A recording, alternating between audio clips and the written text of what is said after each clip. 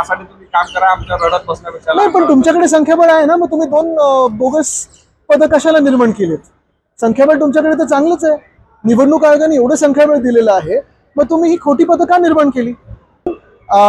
जो सत्ताधारी पक्ष आहे भाजप आणि त्यांचे जे 2 मित्र पक्ष आहेत म्हणजे अॅनाकोंडा आणि 2 विषारी साप, ह्यांची वृत्ती ही कळते की सगळं काही ढापायचं, सगळं काही हडपायचं आणि स्वतःकडे ठेवायचं. को एक्झिस्टन्स हा त्यांच्यामध्ये प्रकारच नाहीये. आणि आम्ही कशासाठी भांडतोय? आम्ही पदांसाठी भांडतच नाही होत.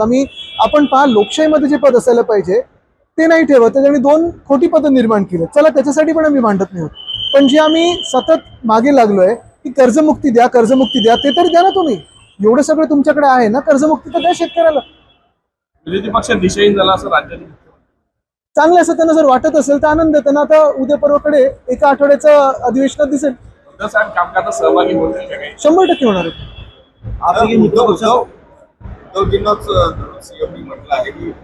धरून म्हणजे अच्छा, म्हणजे धरून नाही ठेवलं ना? नाही, अशा पण बातम्या खूप होत्या. मला वाटतं सीएम साहेब स्वतः 2 प्रायव्हेट चार्टर करून आलेले आहेत, बॅक फोर्थ झालेले आहेत. ह्या सगळ्या गोष्टींमध्ये मला वाटतं त्यांनी जाऊ नाही. काढायला गेलं तर खूप काही निघू शकतं.